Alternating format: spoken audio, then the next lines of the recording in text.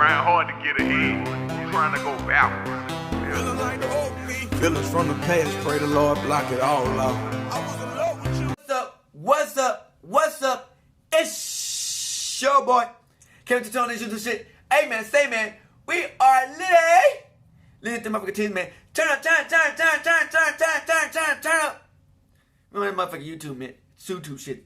Today, to motherfucking day, we about to watch breaking news. UFC main event canceled from Russia-Ukrain conflict. Conor McGregor next fight. Bruh, we turning up, man. We about to do UFC, man. We about to have a new game.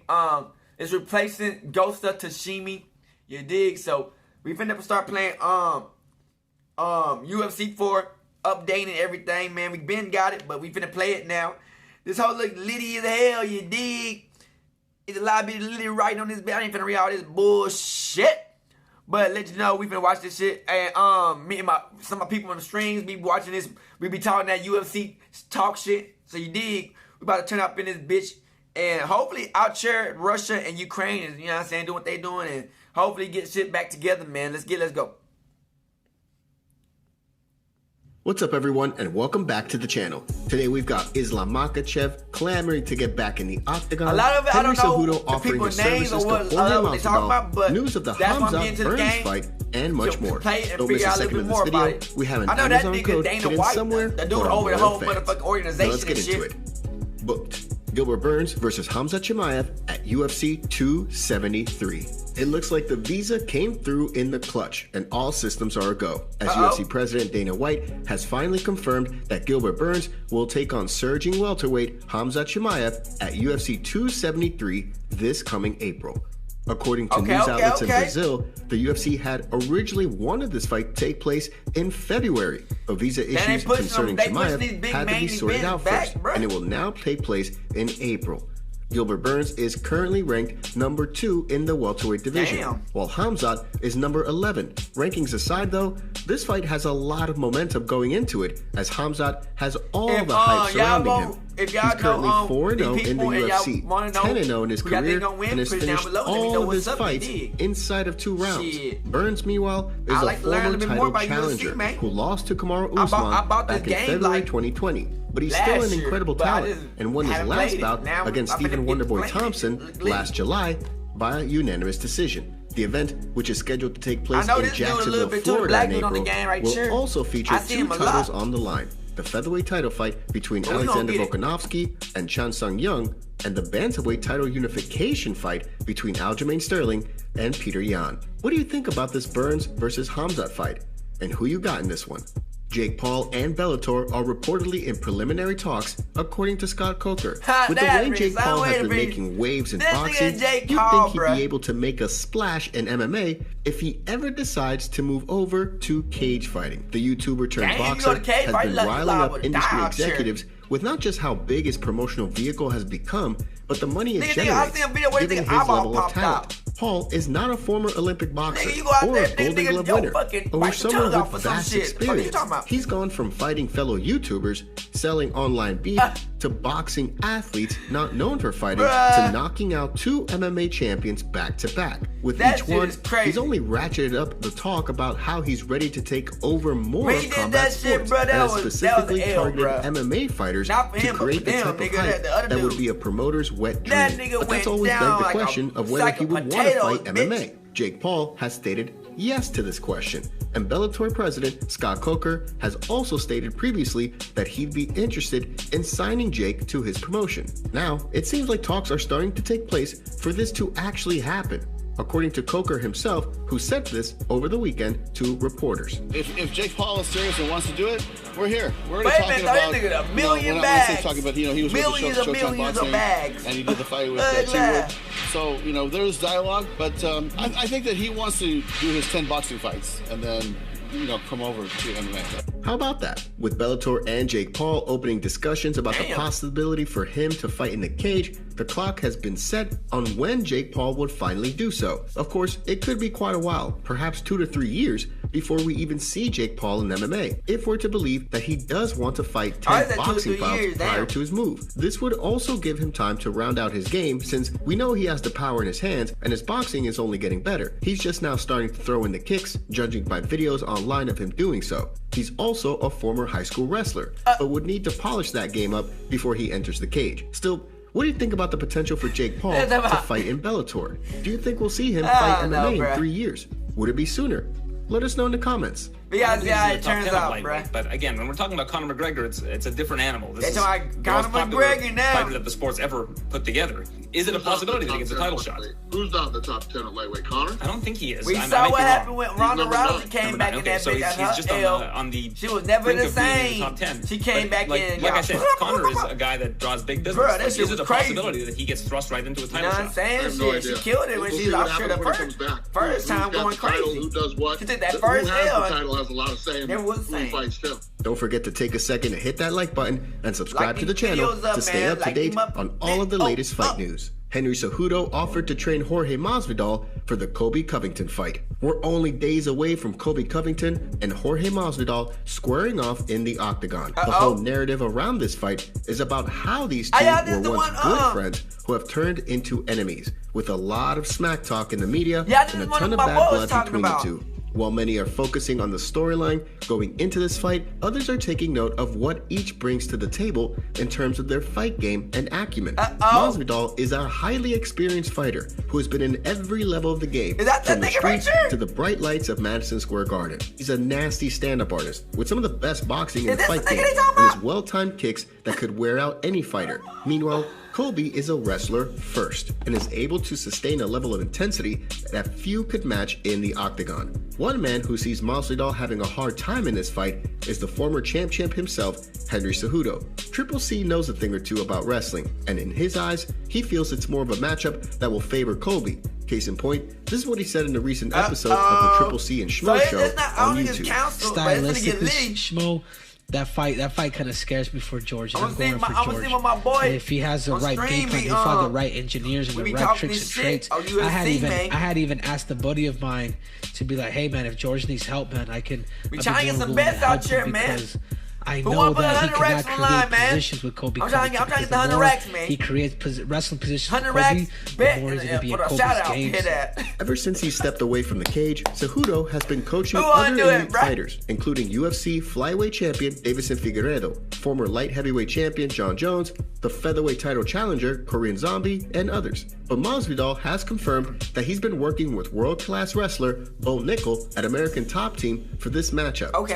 What do you think about Cejudo offering his services to coach Masvidal ahead of the Colby fight? And who do you think will win this highly anticipated main event come Saturday night? Fast forward to just 2 weeks from now, I think it is, or 3 weeks, with Alexander Volkov. His team is saying that he might not be allowed to fight because they actually put a restriction in place. Because of Russia-Ukrain. Have you heard from his team? Yeah, we're actually trying to get him into England sooner so that he can be there and be ready to fight. Oh, so there's like a date that's coming into play. There's what? There's like a date where that's going to be effective, so you can get in sooner, kind of thing? I have no idea. Listen, when things like this start blowing up, we start looking at potential problems and what possibilities are. I feel them though. And we try to get around it and try to figure out how to, well, if that's going to happen, let's get these guys into England earlier. And I know that we've been trying to get Volkov to leave Russia, and he hasn't wanted to. Okay, so it's on his end at the moment. Like, basically, the balls are in the air, but he could move and save that 100%. Rafael Fiziev is out of RDA fight. Islam Makhachev offers to step in, and Dana White issues a statement.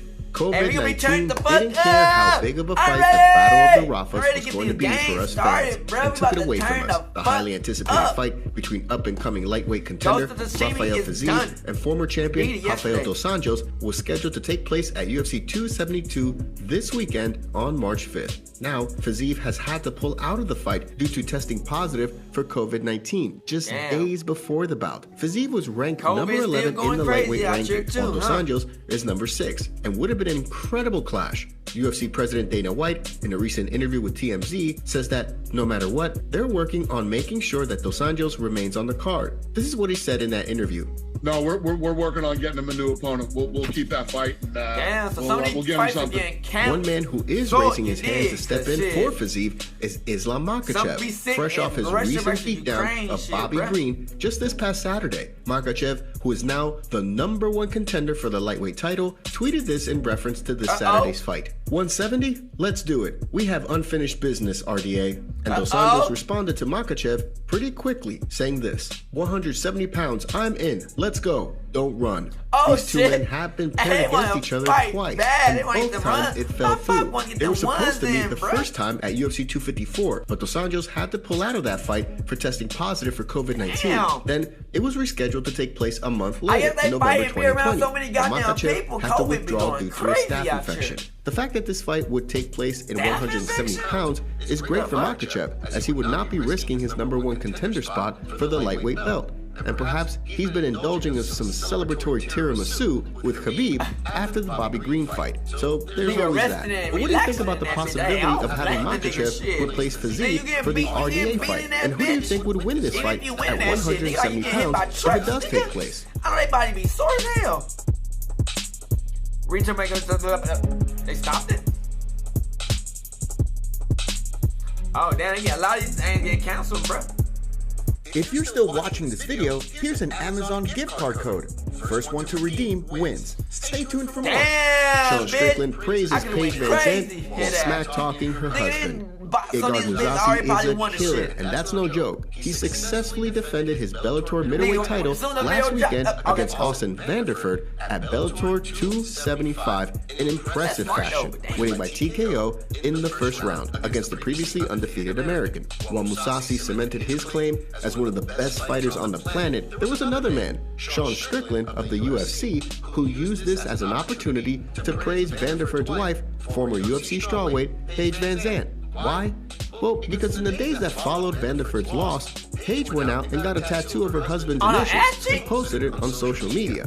Strickland reposted this photo with a caption that read, Paige VanZant paying the bills after Mousasi nabbed her wife, LMAO. I love a strong woman becoming the head of the household. I need me one of these, LOL. Do I cut my off now or later? Then, getting a bit more serious, Strickland lauded Mousasi and took a swipe at anyone who would have thought that he was in danger in this fight. If you guys didn't think Mousasi was going to beat Paige VanZant's wife, you don't know much about MMA. Sometimes people go to Bellator and we forget how savage these people were in the UFC.